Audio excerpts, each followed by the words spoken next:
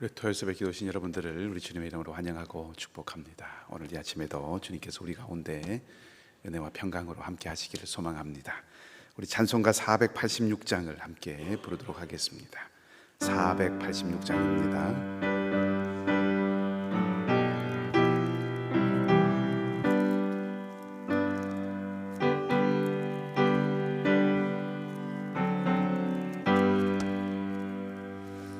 이 세상에 근심된 일이 많고 참 평안을 몰랐구나.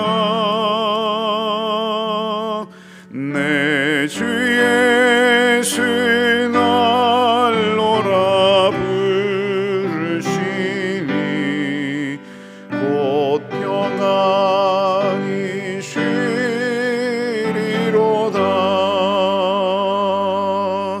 주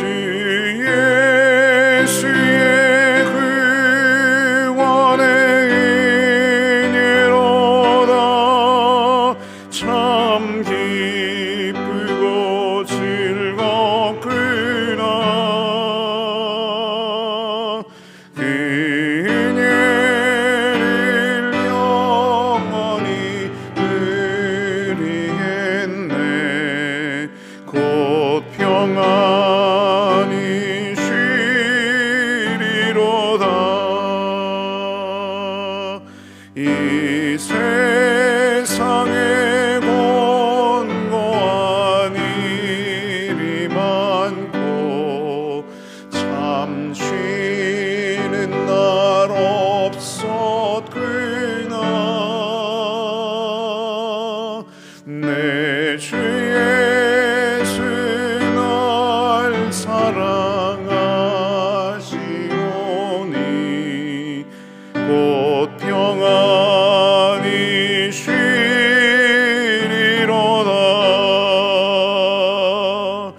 주 예수의 구원의 은혜로다. 참 기쁘고 즐겁구나.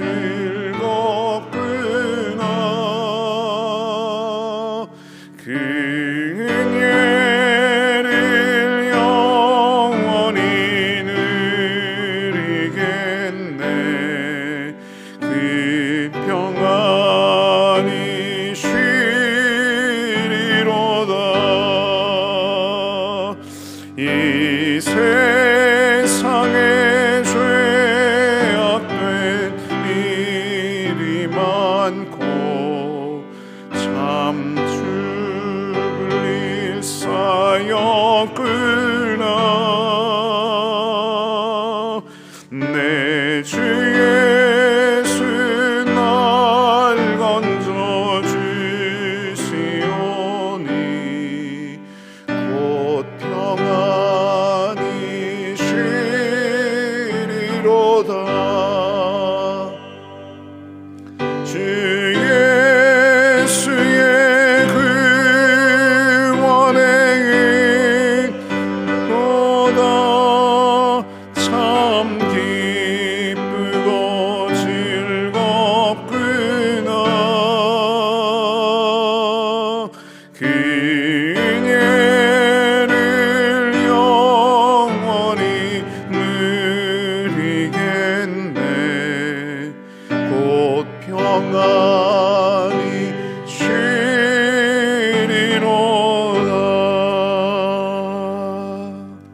아멘. 선하신 주님, 새날을 주셔서 감사를 드립니다. 아침마다 새롭고 늘 새로우신 은혜를 사모하며 우리 하나님 앞에 나왔습니다. 겨울을 향해 가는 계절처럼 우리 살아가는 삶의 환경이 팍팍하고 어렵고 마음도 감정도 건조하고 날카로워지기 쉬운 계절입니다. 개인도 그러하고 나라들도 서로를 사랑하고 아끼고 존중하고 공존하는 길보다는 대결하고 갈등하고 찌르고 상하게 하는 일들과 그런 소식들이 뉴스를 차지하고 있을 때가 많습니다. 경제의 어려움은 우리를 더욱 움츠리게 합니다. 이 시간 모든 지각에 뛰어나신 주님과 주님의 평강이 우리 마음과 생각을 주장하여 주시기를 간절히 소망합니다. 우리를 위하여 긍휼을 베푸시고 은혜의 비를 내려주시는 주님과 주님의 말씀으로 새 힘을 얻는 저희가 되기를 소망하오니 성령 하나님 함께하여 주시옵소서. 간절함으로 구하는 모든 기도의 자리마다 선하신 주님의 손길이 함께하는 은혜가 있기를 간절히 바라며 좋으신 주님 예수 그리스도의 이름으로 기도하옵나이다. 아멘. 하나님 말씀은 욥기 1장 13절에서 22절까지 말씀입니다. 구약 성경 욥기 1장 13절에서 22절까지 말씀입니다.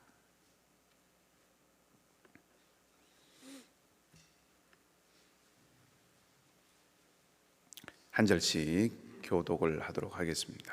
제가 먼저 읽겠습니다. 하루는 욥의 자녀들이 그 맏아들의 집에서 음식을 먹으며 포도주를 마실 때에 사환이 욥에게 와서 아뢰되 소는 밭을 갈고 나귀는 그 곁에서 풀을 먹는데 스바 사람이 갑자기 이르러 그것들을 빼앗고 칼로 종들을 죽였나이다. 나만 홀로 피하였으므로 주인께 아뢰러 왔나이다.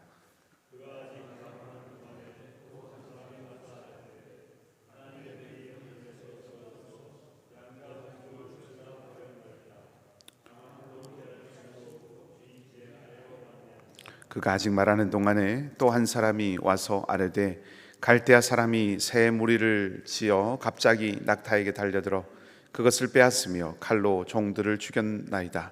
나만 홀로 피하였으므로 주인께 아뢰러 왔나이다. 그가 아직 말하는 동안에 또 한 사람이 와서 아뢰되 주인의 자녀들이 그들의 맏아들의 집에서 음식을 먹으며 포도주를 마시는데 거친 들에서 큰 바람이 와서 집 내 모퉁이를 치매 그 청년들 위에 무너짐으로 그들이 죽었나이다. 나만 홀로 피하였으므로 주인께 아뢰러 왔나이다 한지라.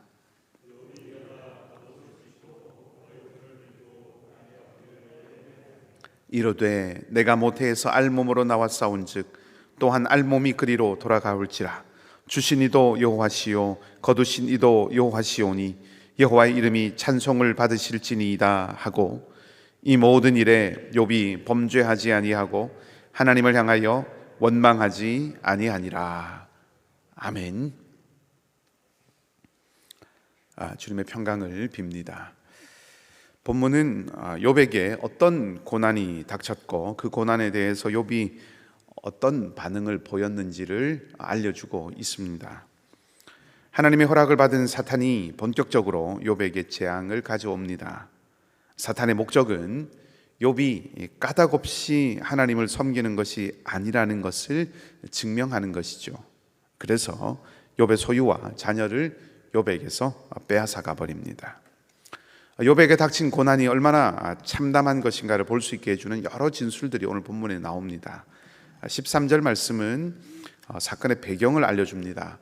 욥의 맏아들의 집에서 모든 욥의 자녀들이 음식을 먹고 포도주를 마시고 있었습니다. 어제 묵상했던 본문의 말씀에 4절 말씀을 보면 자녀들이 생일날에 모여서 잔치를 했다고 그렇게 기록하고 있습니다. 모두가 함께 모여서 먹고 마셨다라고 기록을 하죠. 만일 지금도 23절의 말씀도 그런 상황이라면 맏아들의 생일에 이 끔찍한 일을 겪은 것입니다. 고대인들의 생각 속에는 자녀는 부모의 생명이 전달되는 존재이고 야곱의 축복을 보면 맏아들을 내 기력의 시작이다 그렇게 표현을 하죠. 그러니 맏아들의 생일이라고 하는 것은 맏아들의 집에서 함께 모였다고 하는 것은 욥에게는 더욱 특별하고 더욱 기쁜 날이다 그렇게 말할 수 있습니다. 우리말 성경에는 생일이란 말이 빠져 있지만 4절 말씀에 자기 생일에 모였다라고 하기 때문에 그렇게 추정을 해볼 수 있다 하는 것입니다. 그러니까 13절 말씀은 바꾸어 말하면 가장 기쁜 날이었다라고 그렇게 읽힐 수도 있는 것입니다. 그러니까 재앙이라고 하는 것은 상상조차 할 수 없는 날이었다는 것이죠. 이렇게 배경을 밝힘으로써 가장 기쁜 날에 닥친 최악의 참극이라고 하는 그런 구도가 만들어질 수 있는 발판이 이제 마련된 것입니다. 본문은 욥에게 닥친 고난이 상상하지 못한 참혹한 비극이고 그 재앙을 피하거나 혹은 유예시키거나 혹은 경감시킬 어떤 대책도 기회도 없었다 하는 것을 말해줍니다. 말 그대로 속수무책이죠. 그것을 우리에게 말해주는 것이 그가 아직 말하는 동안에 라고 하는 표현입니다. 스바 사람이 습격을 해와서 소와 나귀와 종들을 죽이고 빼앗았다고 말하고 있는 도중에 또 다른 종이 와서 하늘에서 불이 떨어져서 양과 종들을 다 태워버렸다고 보고합니다. 그리고 그 말이 채 끝나기도 전에 또 다른 종이 와서 욥의 자녀들이 맏형의 집에서 잔치를 하다가 큰 바람에 집이 무너져서 순식간에 전부 목숨을 잃었다는 최악의 소식을 전합니다. 욥에게는 이 재앙의 소식들이 파도처럼 이어서 밀려왔습니다. 미처 다 듣기도 전에 재앙의 소식이 가져다 그 충격이 본격적으로 파장을 일으키기도 전에 또 다른 충격이 시작이 됩니다.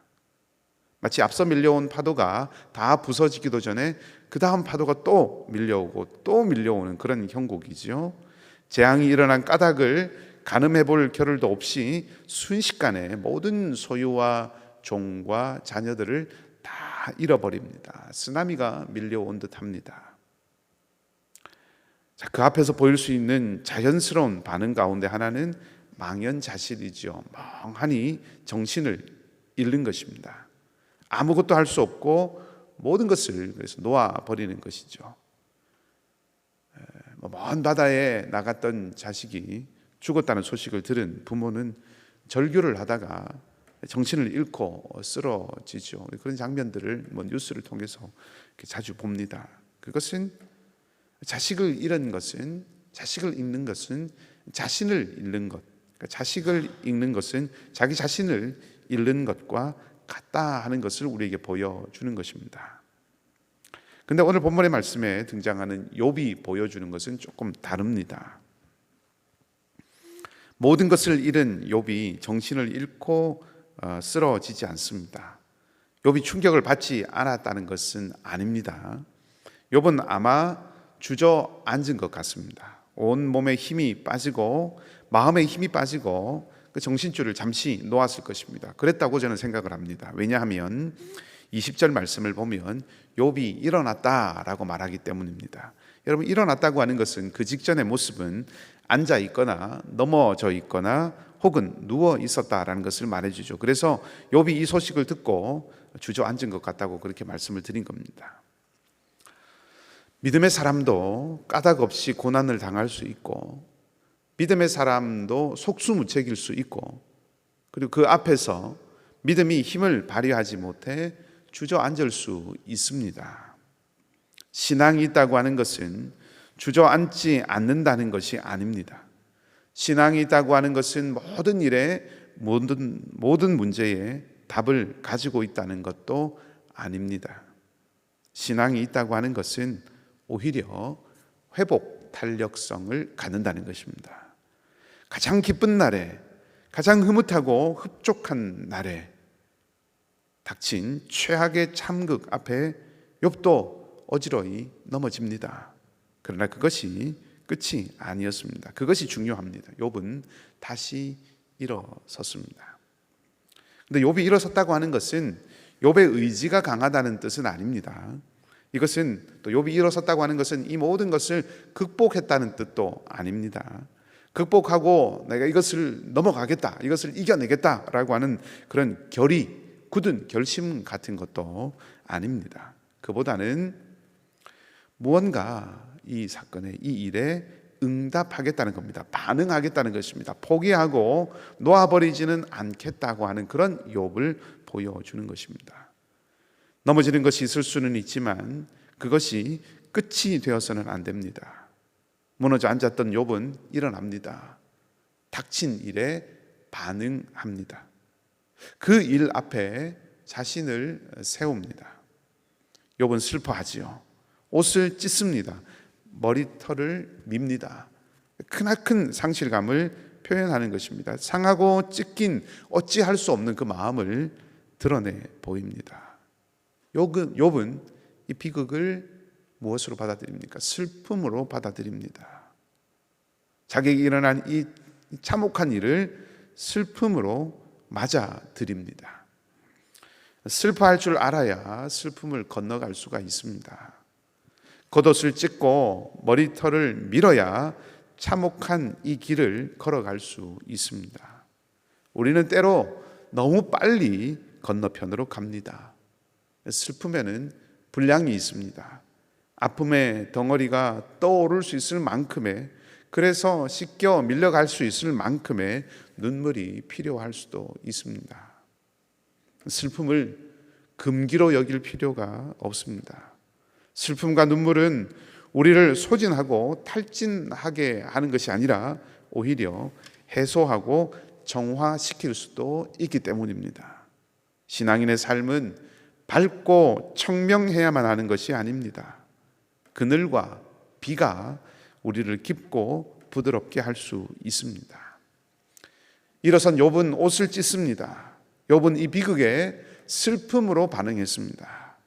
속절없이 무너져버린 것이 아니라 슬픔으로 욥은 여전히 살아있음을 보여주고 있습니다.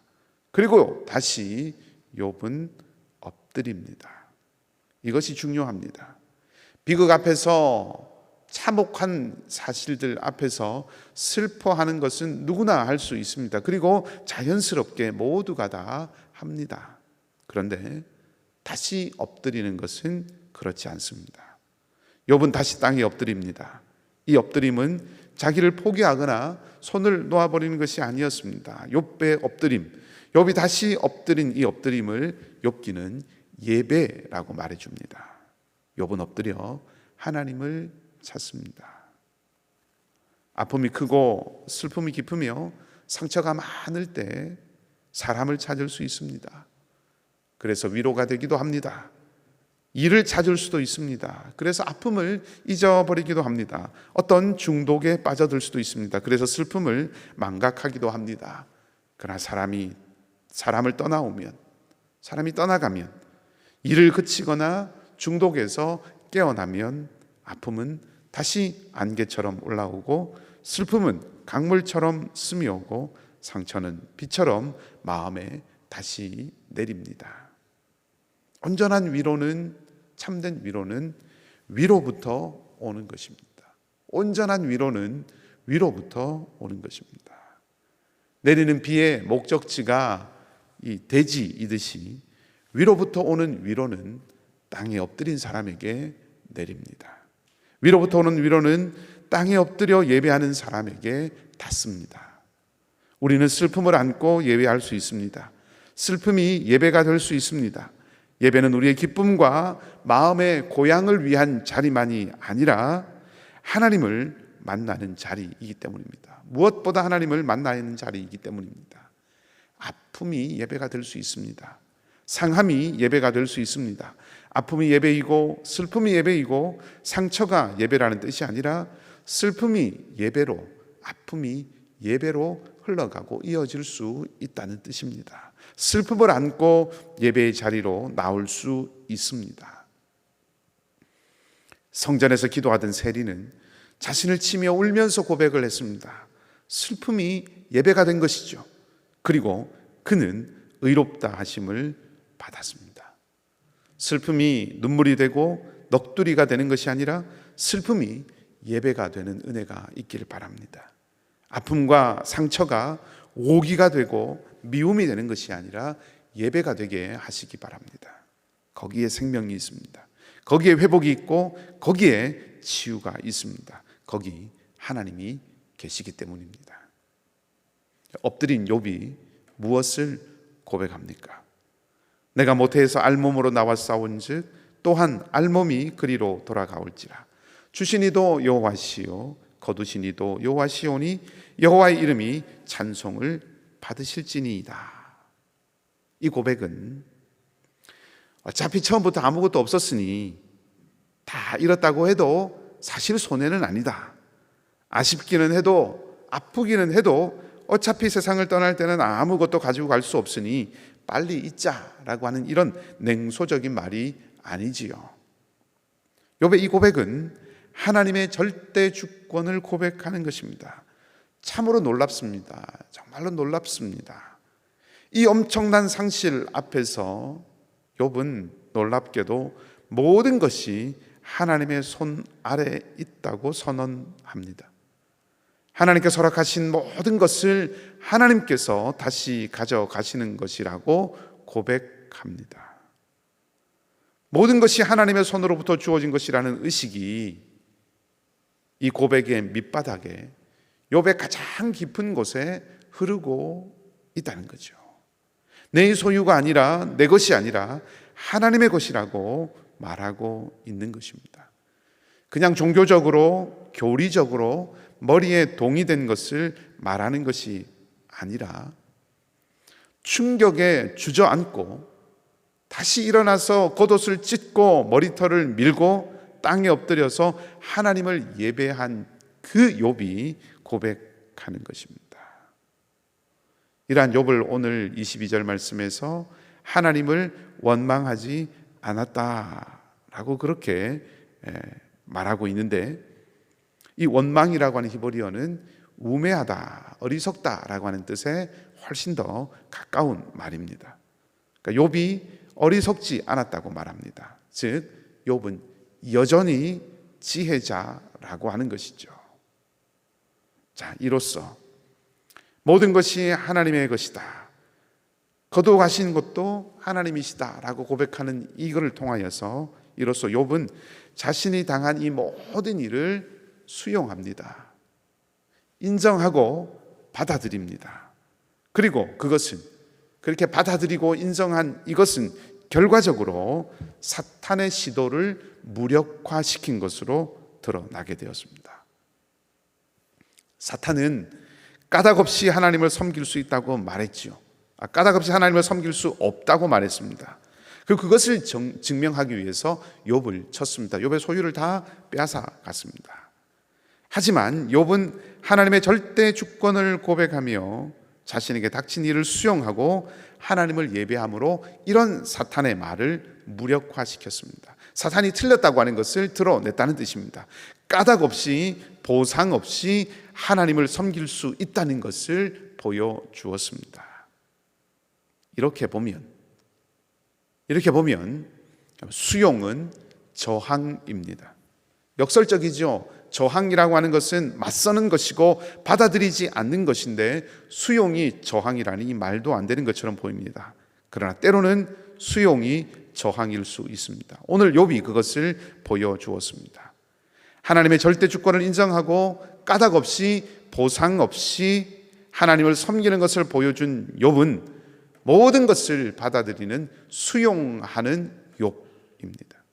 자기에게 일어난 모든 일을 오히려 끌어안은 욥이라는 것이죠. 사탄은 욥이 참담한 상황을 맞게 되면 이 참담한 상황, 이 비극을 끌어안지 않을 것이라고 하나님께 말했습니다. 그것이 까닭없이 하나님을 섬길 수 없다 하는 말의 뜻이죠. 그가 그 상황을, 일어나는 이 일들을 받아들일 수 없는 것으로, 내게 일어나서는 안 되는 일로 여기고, 그래서 이 상황을 거부하고 하나님을 향하여서 원망을 쏟아내고, 그래서 하나님을 떠날 것이라고 사탄은 예측했습니다. 그런데 그 사탄의 시험을 무엇으로 무력화시켰습니까? 역설적이게도 끌어안는 수용으로 무력화시켰습니다. 예수님께서 오리를 가자고 하면 심리를 가지고, 겉옷을 달라고 하면 속옷까지 내어주라고 말씀하셨습니다. 그처럼 무기력한 것이, 그렇게 그저 수용하고 받아주는 것이, 그것이 어떻게 폭력적인 이 세상을 이기고 저항하는 길이 될 수 있을까요? 그런 태도는 세상에 휘둘리고 잡아먹히고 찢기고 상하기 딱 쉬운 길입니다. 아무도 나를 함부로 여기지 못하도록 그렇게 자신을 만들어가는 것이 살아남는 길이지요. 그러나 그렇지 않습니다. 여기에 신앙의 역설이 있습니다. 오늘 욥의 수용은 하나님의 주권을 인정하는 고백입니다. 세상의 눈으로 무기력하게 보일지 모르고, 일어난 일을 아무 말 못하고 그저 받아들이는 세상의 눈으로는 미련하게 보이는 일일지 모르지만 거기에 하나님의 능력이 숨어 있는 것입니다. 그것을 극명하게 보여준 것이 십자가의 사건이지요. 무기력하고 미련한 십자가, 채찍을 수용하고 침뱉음을 수용하고 조롱과 멸시를 받아들인 길, 그 십자가의 길이 세상에는 어리석은 길로 보이지만 그것이 하나님의 지혜, 그것이 하나님의 능력이었습니다. 섬김과 사랑, 순종과 겸손, 평화와 인내, 보기에는 그럴듯한 가치인지 모르지만 약하고 휘둘리고 짓밟히고 무시당하기 쉬운 길입니다. 저항은커녕 꿈틀거리지도 못할 길입니다. 그것이 어떻게 사탄의 길을 무력하게 하는 길이 됩니까? 그 길이 하나님의 주권을, 하나님의 절대 주권을 인정하는 길이기 때문입니다. 하나님을 하나님 되게 드러내는 길이기 때문입니다. 그래서 역설적이게도 충격적이게도 그 길이 생명과 승리의 길이 되는 것입니다. 앞으로 욥의 길을 통해서 우리는 그것을 계속해서 확인해 갈 것입니다. 그리고 사실 이미 주님의 길을 통해서 그것을 너무나도 분명하게 우리는 확인하였습니다. 죽음으로 살고 죽음으로 끌어안음으로 저항하는 그 하나님 나라의 역사를 오늘 범죄하지 않고 원망하지 않는 욥을 통해서 다시 한번 발견하였습니다. 여러분, 힘이 빠져서 주저앉아도 괜찮습니다. 그러나 그것이 끝이 아니라는 것은 잊지 마십시오. 욥처럼 다시 일어서시기 바랍니다. 옷을 찢고 머리털을 밀기 위해서 일어서시기 바랍니다. 그렇게 슬퍼하십시오. 아파하십시오. 눈물을 흘리십시오. 그리고 욥처럼 다시 엎드리십시오. 그래서 슬픔이 예배가 되게 하십시오. 아픔이 경배가 되게 하십시오. 고난이 예배가 되게 하십시오. 그러면 오늘 욥이 그러하였던 것처럼 자신을 잃어버리지 않을 수 있습니다.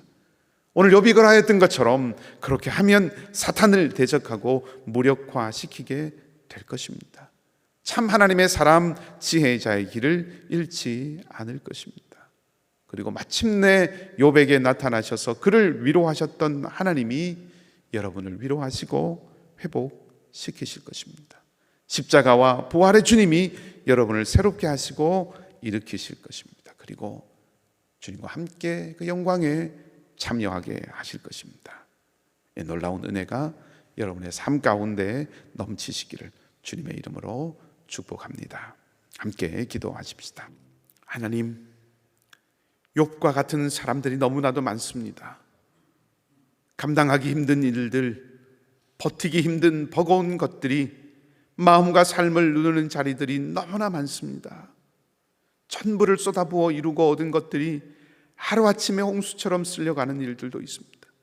크고 작은 아픔과 상함은 헤아릴 수조차 없이 부지기수입니다. 삶이 안정되고 든든한 것 같아도 조금만 둘러보면 위태하기 그지없고 단단하다고 믿으며 딛고 서 있는 많은 것들이 언제 깨어질지 모르는 얇은 유리창 같다는 생각이 드는 인생도 있습니다. 슬픔과 눈물이 무한 동력처럼 끝없이 이어지는 이들도 있습니다. 위로의 주님, 우리가 일어서기를 원합니다. 삼킬 듯한 세상과 사람들 앞에서 죽어 엎드러지는 것이 아니라 일어서기를 원합니다. 살아있기를 원합니다. 그리고 하나님을 찾기를 원합니다. 하나님을 고백하기를 원합니다. 우리가 다 이해할 수 없고 우리가 다 알 수 없는 일들 앞에서 하나님을 예배하기를 원합니다. 우리의 고난과 어려움을 외면하고 거부하는 것이 아니라 욥이 그 모든 것을 끌어안고 하나님을 고백했듯이 슬픔이 예배가 되고 아픔이 예배가 되고 염려와 두려움과 낙담이 예배가 될 수 있도록 우리를 붙들어 주시옵소서. 그래서 우리를 무너뜨리려는 모든 악한 영들의 계계를 물리치게 하시고 무기력하게 하여 주시옵소서. 마침내 단단하게 일어설 수 있는 나를 허락하여 주시옵소서. 사랑하는 성도들의 간절한 기도에 응답하시고 진실된 간구에 응답하여 주시기를 원합니다. 눈물이 찬송이 되고 근심이 소망이 되는 역사를 주님 허락하여 주시옵소서. 연약한 교우들을 기억하여 주기를 원합니다.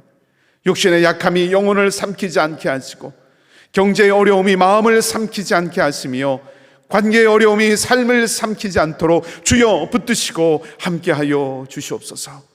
선교사님들이 외롭지 않게 하시고 척박한 그 땅에서 구름 기둥과 불 기둥이 되시는 주님의 손길을 붙들고 주님의 품에서 평안을 누리며 담대함과 신실함으로 하나님 나라를 선포하며 살아가게 하여 주시옵소서. 오늘 우리의 삶을 붙들어 주시고 내일 주일을 기도와 사모함으로 준비하게 하시며 우리가 어디를 가든지 누구와 있든지 무엇을 하든지 하나님의 하나님 되심을 드러내는 모습이 되게 하여 주시옵소서. 감사를 드리며 선하신 주님 예수 그리스도 이름으로 기도하옵나이다. 아멘. 하늘에 계신 우리 아버지, 아버지 이름을 거룩하게 하시며 아버지의 나라가 오게 하시며 아버지의 뜻이 하늘에서와 같이 땅에서도 이루어지게 하소서. 오늘 우리에게 일용할 양식을 주시고 우리가 우리에게 잘못한 사람을 용서하여 준 것 같이 우리 죄를 용서하여 주시고 우리를 시험에 빠지지 않게 하시고 악에서 구하소서. 나라와 권능과 영광이 영원히 아버지의 것입니다. 아멘.